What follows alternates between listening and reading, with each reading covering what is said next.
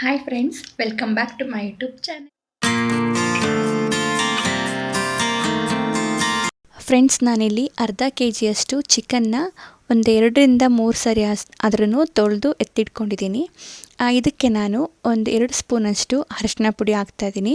ಅರಿಶಿನ ಪುಡಿ ಹಾಕೋದ್ರಿಂದ ಚಿಕನ್ ಅಷ್ಟು ಸ್ಮೆಲ್ ಅನಿಸಲ್ಲ. ತಿಂತಾಯಿದ್ರೆ ಬೆಂದಮೇಲೆ ಒಂದೊಂದು ಕೆಲವೊಂದು ಚಿಕನ್ನು ಸ್ಮೆಲ್ ಬರುತ್ತೆ. ಸೊ ಆ ಅರಿಶಿನ ಪೌಡರ್ ಹಾಕೋದ್ರಿಂದ ಸ್ಮೆಲ್ ಅಷ್ಟು ಅನಿಸಲ್ಲ. ಹಾಗೆ ಇದಕ್ಕೆ ನಾನು 1.5 ಸ್ಪೂನಷ್ಟು ಅಚ್ಚ ಖಾರದ ಪುಡಿ ಹಾಕ್ತಾಯಿದ್ದೀನಿ. ನಮ್ಮನೆ ಖಾರದ ಪುಡಿ ಖಾರ ಇಲ್ಲ, ಸೊ ಹಾಗಾಗಿ ನಾನು 1.5 ಸ್ಪೂನಷ್ಟು ಹಾಕಿದೆ. ನೀವು ಬೇಕಾದರೆ ಕಡಿಮೆ ಮಾಡಿ ಕ್ವಾಂಟಿಟಿನ. ಹಾಗೆ ನಾನಿಲ್ಲಿ 2-2.5 ಸ್ಪೂನಷ್ಟು ಸಾಲ್ಟ್ ಹಾಕ್ತಾಯಿದ್ದೀನಿ.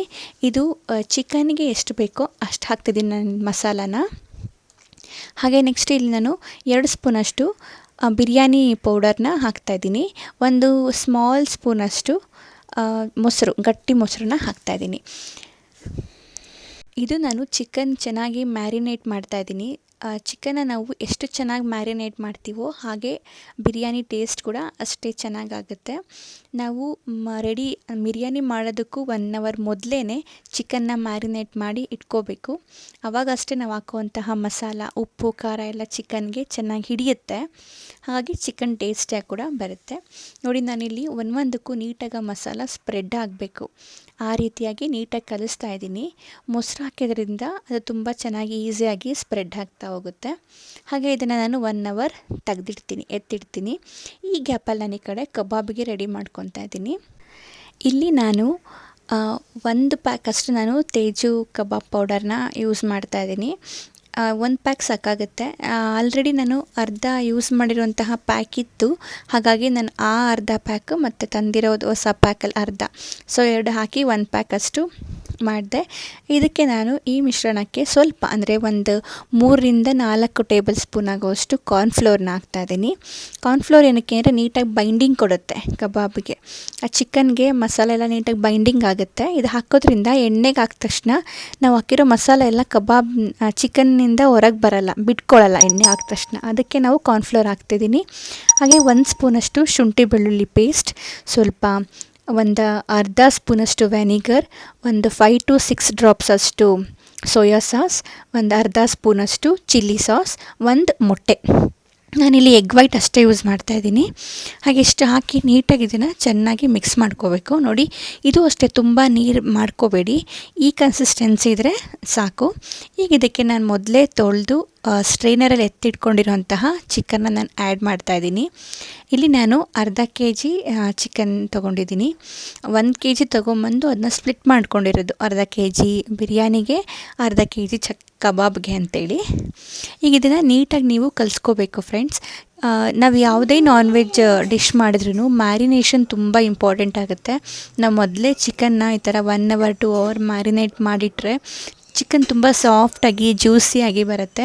ಕೆಲವೊಬ್ಬರು ಹಿಂದಿನ ದಿನವೇ ಮ್ಯಾರಿನೇಟ್ ಮಾಡಿ ಫ್ರಿಡ್ಜಲ್ಲಿ ಇಟ್ಕೊಂಡ್ಬಿಡ್ತಾರೆ, ನೆಕ್ಸ್ಟ್ ಡೇ ಅದನ್ನು ಯೂಸ್ ಮಾಡ್ತಾರೆ, ಹಾಗೂ ಮಾಡ್ಬೋದು. ಬಟ್ ನಾನು 1 ಅವರ್ ಅಥವಾ 2 ಅವರ್ ಅಷ್ಟೇ ಬಿಡ್ತೀನಿ. ಆವತ್ತು ನನಗೆ ಟೈಮ್ ಇರಲಿಲ್ಲ, ಹಾಗಾಗಿ ನಾನು 1 ಅವರ್ ಅಷ್ಟೇ ನಾನು ಮ್ಯಾರಿನೇಟ್ ಮಾಡಿ ಸೈಡಿಗೆ ಎತ್ತಿಟ್ಕೊಂಡಿದ್ದೀನಿ. ಇವಾಗ ನಾನಿಲ್ಲಿ 1 ಮೀಡಿಯಮ್ ಗಾತ್ರದ ಈರುಳ್ಳಿನ ಉದ್ದಕ್ಕೆ ಹೆಚ್ಚಿಟ್ಕೊತಾ ಇದ್ದೀನಿ. ಇದು ಬಿರಿಯಾನಿ ಒಗ್ಗರಣೆ ಕೊಡೋದಕ್ಕೆ ಬೇಕು, ಹಾಗಾಗಿ ನಾನು ಇವಾಗಲೇ ರೆಡಿ ಮಾಡ್ಕೊಂಡು ಇಟ್ಕೊತಾ ಇದ್ದೀನಿ. ತುಂಬ ದಪ್ಪಗೂ ಈರುಳ್ಳಿ ಹೆಚ್ಕೊಳ್ಳೋದು ಬೇಡ, ಹಾಗೆ ತುಂಬ ಸಣ್ಣದಾಗೂ ಹೆಚ್ಕೊಳ್ಳೋದು ಬೇಡ, ಮೀಡಿಯಮ್ಮಾಗಿ ಉದ್ದುದ್ದ ಹೆಚ್ಕೊಂಡ್ರೆ ಸಾಕಾಗುತ್ತೆ. ಈಗ ನೋಡಿ, ನಾನಿಲ್ಲಿ ಫಸ್ಟು ಬಿರಿಯಾನಿ ಪ್ರಿಪೇರ್ ಮಾಡ್ಕೊತಾ ಇದ್ದೀನಿ. ಇದಕ್ಕೆ ಒಂದು ತಳ ದಪ್ಪ ಇರೋವಂತಹ ಕಡಾಯಿ ಇಟ್ಕೊತಿದ್ದೀನಿ. ಯಾಕಂದರೆ ನಾನಿಲ್ಲಿ ವಿಷಲ್ ಹಾಕ್ತಾಯಿಲ್ಲ, ನಾನು ವಿಷಲ್ ಹಾಕಿ ಕುಕ್ಕರಲ್ಲಿ ಬೇಯಿಸ್ಕೊತಾ ಇಲ್ಲ. ನಾನಿಲ್ಲಿ ದಮ್ ಕಟ್ತಾರಲ್ಲ ಆ ರೀತಿಯಾಗಿ ಬಿರಿಯಾನಿ ಮಾಡ್ತಾಯಿದ್ದೀನಿ. ಇದು ನಾವು ನಮ್ಮ ಮನೆಯಲ್ಲಿ ಇದೇ ರೀತಿ ನಾವು ಮಾಡೋದು, ದಮ್ ಕಟ್ಟೋದು ನಾವು ಇದೇ ರೀತಿ. ಸೊ ಹಾಗಾಗಿ ಇದನ್ನು ನೀವು ಚೆನ್ನಾಗಿರುತ್ತೆ, ಡಿಫ್ರೆಂಟ್ ಸ್ಟೈಲಲ್ಲಿ ಟೇಸ್ಟಿಯಾಗೂ ಇರುತ್ತೆ ಅಂಥೇಳಿ ಈ ಮೆಥಡನ್ನ ನಾನು ನಿಮಗೆ ತೋರಿಸ್ತಾ ಇದ್ದೀನಿ. ಈಗ ಫಸ್ಟು ನಾವಿಲ್ಲಿ ಸ್ವಲ್ಪ ಎಣ್ಣೆ ಹಾಕ್ಕೊಂಡೆ, ಹಾಗೆ ಸ್ವಲ್ಪ ತುಪ್ಪ ಹಾಕ್ಕೊಂಡೆ. ಯಾವಾಗಲಿ ಬಿರಿಯಾನಿಗೆ ಎಣ್ಣೆ ಮತ್ತು ತುಪ್ಪ ಎರಡೂ ಹಾಕ್ಕೊಳ್ಳಿ, ಟೇಸ್ಟ್ ಅದ್ಭುತವಾಗಿರುತ್ತೆ. ಹಾಗೆ ಇದಕ್ಕೆ ಸ್ವಲ್ಪ ಪಲಾವ್ ಎಲೆ ಹಾಕ್ಕೊಂಡೆ. ನಾನು ಬೇರೆ ಚಕ್ಕೆ, ಲವಂಗ, ಏಲಕ್ಕಿ ಇವೇನು ಹಾಕ್ಕೊಳ್ಳಲ್ಲ, ಬರೀ ಪಲಾವ್ ಎಲೆ. ನೆಕ್ಸ್ಟ್ ಡೈರೆಕ್ಟ್ ಈರುಳ್ಳಿ ಹಾಕ್ಬಿಡ್ತೀನಿ. ಈ ಈರುಳ್ಳಿ ನೀಟಾಗಿ ಟ್ರಾನ್ಸ್ಪರೆಂಟ್ ಆಗೋ ತನಕ ನಾನು ಅದನ್ನು ಸಿಮ್ಮಲ್ಲಿ ಬಿಡ್ತೀನಿ. ಸಿಮ್ಮಲ್ಲಿ ಇಟ್ಬಿಟ್ಟು ಆ ಗ್ಯಾಪಲ್ಲಿ ನಾನಿಲ್ಲಿ ಮಸಾಲೆ ರೆಡಿ ಮಾಡ್ಕೊಂಬಿಡ್ತೀನಿ. ಫ್ರೆಂಡ್ಸ್, ನಾನಿಲ್ಲಿ ಬಿರಿಯಾನಿ ಮಸಾಲಾಗೆ ಒಂದು ಮೀಡಿಯಮ್ ಗಾತ್ರದ ಟೊಮೆಟೊ, ಒಂದು ಮೀಡಿಯಮ್ ಗಾತ್ರದ ಈರುಳ್ಳಿ, ಒಂದೇ ಒಂದು ಮೆಣಸಿನ್ಕಾಯಿ ತೊಗೊಂಡಿದ್ದೀನಿ. ಯಾಕಂದರೆ ನಾವು ಹಸಿಮೆಣಸಿನ್ಕಾಯಿ ಮತ್ತು ಬಿರಿಯಾನಿ ಪೌಡರ್ ಎಲ್ಲ ಹಾಕೋದ್ರಿಂದ ಖಾರ ಇರುತ್ತೆ. ಹಾಗಾಗಿ ನಾನು ಒಂದೇ ಒಂದು ಹಸಿಮೆಣಸಿನ್ಕಾಯಿ ತೊಗೊಂಡೆ. ಹಾಗೆ ಒಂದೂವರೆ ಇಂಚಷ್ಟು ಶುಂಠಿ ತೊಗೊಂಡಿದ್ದೀನಿ. ಒಂದು ಮುಷ್ಟಿಯಷ್ಟು ಬೆಳ್ಳುಳ್ಳಿನ ತೊಗೊಂಡಿದ್ದೀನಿ. ಹಾಗೆ ಇದಕ್ಕೆ ಸ್ವಲ್ಪ ಕೊತ್ತಂಬರಿ ಸೊಪ್ಪು. ಕೊತ್ತಂಬರಿ ಎಷ್ಟು ಹಾಕ್ತಿರಲ್ಲ ನೀವು ಅದ್ರ ಡಬಲ್ ಅಷ್ಟು ಪುದೀನ ಸೊಪ್ಪು ಹಾಕಬೇಕು. ಆಗ ಟೇಸ್ಟ್ ತುಂಬ ಚೆನ್ನಾಗಿರುತ್ತೆ.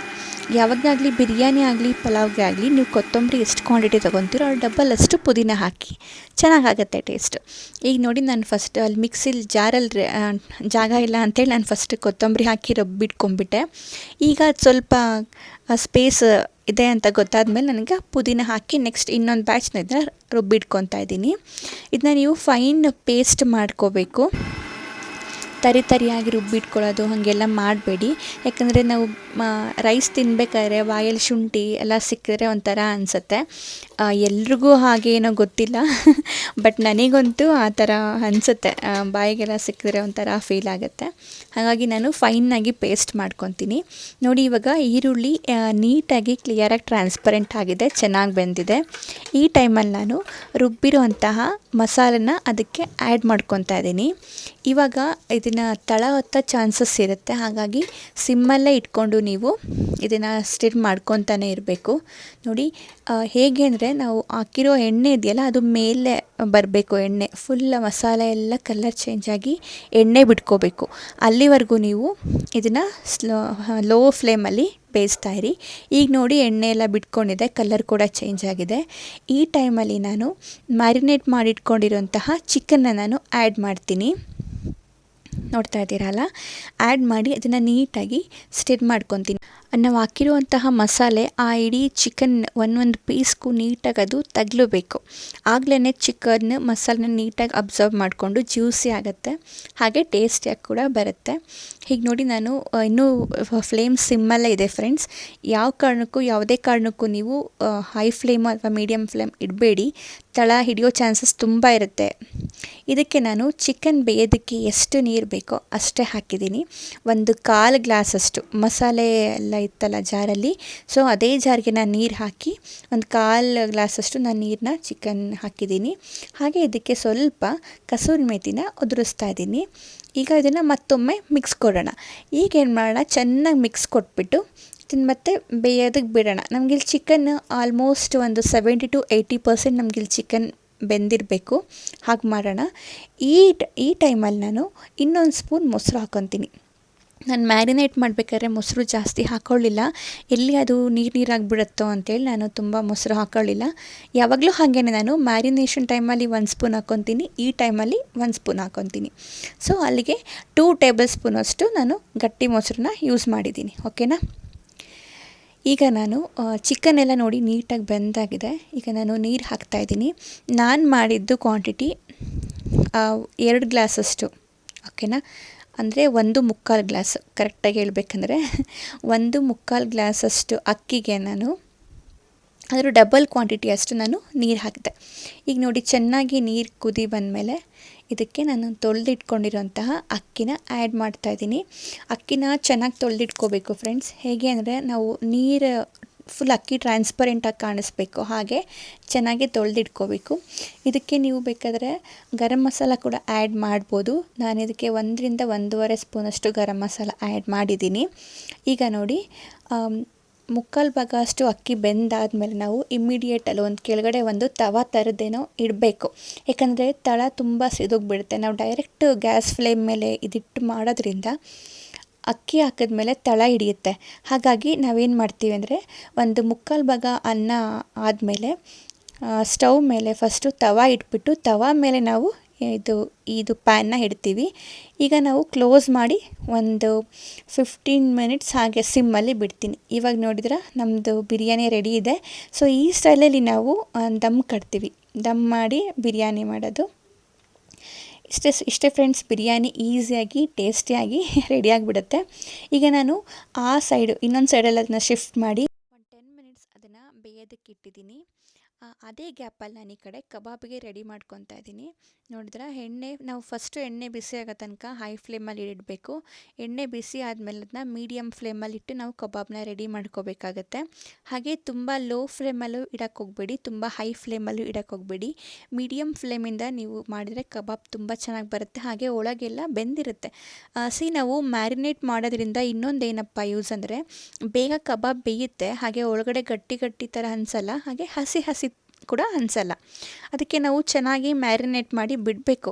ನಾವು ಎಷ್ಟು ಅವರ್ಸ್ ಈ ಥರ ಮ್ಯಾರಿನೇಟ್ ಮಾಡಿಬಿಡ್ತೀವೋ ಚಿಕನ್ ಅಷ್ಟು ಸಾಫ್ಟಾಗಿರುತ್ತೆ, ಜ್ಯೂಸಿಯಾಗಿರುತ್ತೆ, ಮತ್ತು ಕಡಿಮೆ ಟೈಮಲ್ಲಿ ಬೇಗ ಬೇಯ್ದುಬಿಡುತ್ತೆ. ನೋಡಿ, ನಾನು ಇನ್ನೊಂದು ಬ್ಯಾಚಲ್ಲಿ ಮತ್ತೆ ಮಾಡಿ ತೋರಿಸ್ತಾ ಇದ್ದೀನಿ. ಎಣ್ಣೆ ಚೆನ್ನಾಗಿ ಬಿಸಿ ಆದಮೇಲೆ ಅಷ್ಟೇ ನಾವು ಚಿಕನ್ನ ಆ್ಯಡ್ ಮಾಡಬೇಕಾಗುತ್ತೆ. ಇಲ್ಲಾಂದರೆ ಅದು ಹಸಿ ಹಸಿ ಆಗಿಬಿಡುತ್ತೆ, ಒಳಗೆಲ್ಲ ನೀಟಾಗಿ ಬೆಂದಿರಲ್ಲ, ಹೊರಗಷ್ಟೇ ಸಿದೋಗಿರೋಂಗೆ ಕಾಣಿಸುತ್ತೆ. ಸೊ ಈ ಥರ ಪ್ರಾಬ್ಲಮ್ ಆಗುತ್ತೆ. ಇದಕ್ಕೇನು ಮಾಡಬೇಕಂದ್ರೆ ನೀವು ಫಸ್ಟು ಎಣ್ಣೆ ಹೈ ಫ್ಲೇಮಲ್ಲಿ ಇಟ್ಕೊಳ್ಳಿ, ಆಮೇಲೆ ಒನ್ಸ್ ಎಣ್ಣೆ ಬಿಸಿ ಆದಮೇಲೆ ಅದನ್ನ ತಕ್ಷಣ ಮೀಡಿಯಮ್ ಫ್ಲೇಮ್ ಮಾಡಿ ನೀವು ಚಿಕನ್ನ ಆ್ಯಡ್ ಮಾಡ್ಕೋಬೇಕಾಗತ್ತೆ. ಎಷ್ಟು ಚೆನ್ನಾಗಿತ್ತಂದರೆ ಚಿಕನ್ನು ತುಂಬ ಜ್ಯೂಸಿ ಆಗಿತ್ತು, ಮತ್ತು ತಿಂತಾಯಿದ್ರೆ ಹಾರ್ಡ್ ಅಂತ ಅನಿಸಲ್ಲ. ಮ್ಯಾರಿನೇಟ್ ಮಾಡೋದ್ರಿಂದ ಇಷ್ಟೆಲ್ಲ ಯೂಸ್ ಇದೆ ಅಲ್ಲ.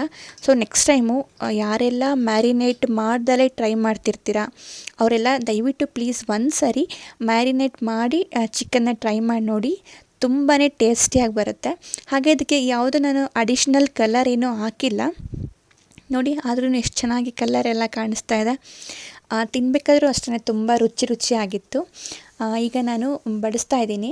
ಇದು ಕಂಪ್ಲೀಟಾಗಿ ರೆಡಿಯಾಗಿದೆ ಬಿರಿಯಾನಿ. ನೋಡಿ ಎಷ್ಟು ಕಡಿಮೆ ಟೈಮಲ್ಲಿ ಈಸಿಯಾಗಿ ಮನೇಲೇ ಆರಾಮಾಗಿ ನಮ್ಮ ಸ್ಟೈಲಲ್ಲಿ, ನಮ್ಮ ಮನೆ ಹೇಗೆ ಮಾಡ್ತಾರೋ ಆ ಸ್ಟೈಲಲ್ಲಿ ದಮ್ ಬಿರಿಯಾನಿ ರೆಡಿ ಮಾಡಿದ್ದೀನಿ. ಈಗ ಇದನ್ನು ನಾನು ಸರ್ವ್ ಮಾಡ್ತಾಯಿದ್ದೀನಿ.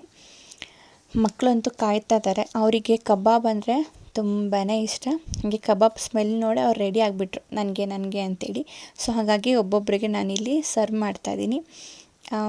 ಸರಿನಾ ಫ್ರೆಂಡ್ಸ್, ಈ ನನ್ನ ರೆಸಿಪಿ ನಿಮ್ಮೆಲ್ರಿಗೂ ಇಷ್ಟ ಆಗಿದೆ ಅಂತ ಅಂದ್ಕೊತೀನಿ.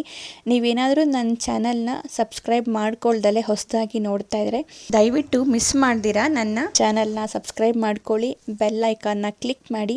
ಹಾಗೆ ನನ್ನ ಮುಂದಿನ ನೋಟಿಫಿಕೇಷನ್ಸ್ ಎಲ್ಲ ನಿಮಗೆ ಬರುತ್ತೆ ಬೆಲ್ ಐಕಾನ್ ಕ್ಲಿಕ್ ಮಾಡಿದ್ರೆ. ಇವತ್ತಿನ ನನ್ನ ಈ ಸ್ಪೆಷಲ್ ರೆಸಿಪಿ ನಿಮ್ಮೆಲ್ರಿಗೂ ಇಷ್ಟ ಆಗಿದೆ ಅಂತ ಅಂದ್ಕೊತೀನಿ. ಓಕೆನಾ? ಸೊ ಫ್ರೆಂಡ್ಸ್, ನನ್ನ ಈ ರೆಸಿಪಿ ನಿಮಗೆ ಇಷ್ಟ ಆಗಿದ್ರೆ ದಯವಿಟ್ಟು ನನ್ನ ಚಾನಲ್ನ ಲೈಕ್ ಮಾಡಿ, ಶೇರ್ ಮಾಡಿ. ಹೇಗಿದೆ ಈ ರೆಸಿಪಿ ಅಂತೇಳಿ ದಯವಿಟ್ಟು ಕಮೆಂಟ್ ಮಾಡಿ ತಿಳಿಸಿ. ಹಾಗೆ ನಿಮ್ಮ ಫ್ರೆಂಡ್ಸ್ ಮತ್ತು ಫ್ಯಾಮಿಲೀಸ್ಗೂ ಶೇರ್ ಮಾಡಿ. ದಯವಿಟ್ಟು ನನ್ನ ಚಾನಲ್ನ ಸಬ್ಸ್ಕ್ರೈಬ್ ಮಾಡಿಕೊಂಡು ನೋಡಿ, ಮರಿಬೇಡಿ. ಓಕೆನಾ? ಸರಿ ಫ್ರೆಂಡ್ಸ್, ನಾನು ಈ ವಿಡಿಯೋನ ಇಲ್ಲಿಗೆ ಎಂಡ್ ಮಾಡ್ತಾ ಇದ್ದೀನಿ. ಮತ್ತು ಮುಂದಿನ ವಿಡಿಯೋದಲ್ಲಿ ಸಿಗೋಣ. ಅಲ್ಲಿವರೆಗೂ ಟೇಕ್ ಕೇರ್. ಬಾಯ್ ಬಾಯ್.